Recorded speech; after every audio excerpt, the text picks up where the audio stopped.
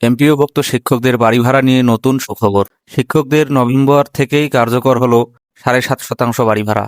এমপিওভুক্ত শিক্ষকদের 15% বাড়ি ভাড়ার চূড়ান্ত অনুমোদন দিয়েছে শিক্ষা মন্ত্রণালয়। এই সংক্রান্ত সরকারি আদেশ জিও জারির পর চূড়ান্ত অনুমোদন দিয়ে চিফ অ্যাকাউন্ট অ্যান্ড ফাইন্যান্স অফিসারের কাছে পাঠানো হয়েছে। সোমবার এ চিঠি পাঠানো হয়। এর মাধ্যমে শিক্ষকদের নভেম্বর থেকেই কার্যকর হলো 7.5% বাড়ি ভাড়া।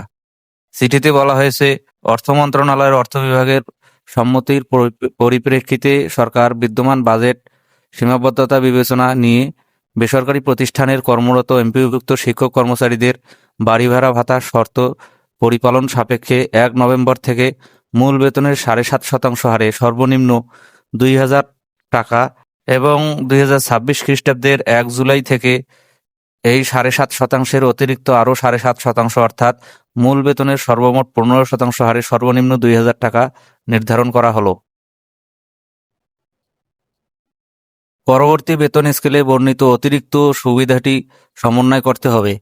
এমপিওভুক্ত বেসরকারি প্রতিষ্ঠান, স্কুল ও কলেজ, জনবল কাঠামো ও এমপিও নীতিমালা 2021, বেসরকারি প্রতিষ্ঠান, মাদ্রাসা, জনবল কাঠামো ও এমপিও নীতিমালা 2018, 23 নভেম্বর 2020 পর্যন্ত সংশোধিত।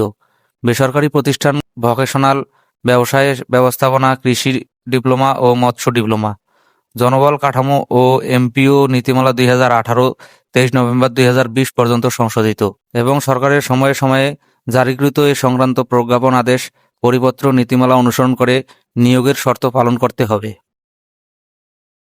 বর্ণিত বাড়ি ভাড়া বৃদ্ধির ক্ষেত্রে এমপিওভুক্ত বেসরকারি শিক্ষক কর্মচারীরা কোনো বকেয়া প্রাপ্য হবেন না।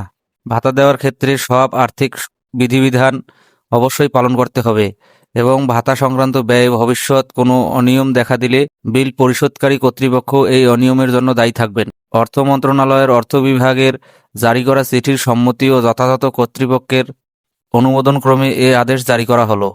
আরও নতুন নতুন তথ্য পেতে আমাদের সাথেই থাকুন।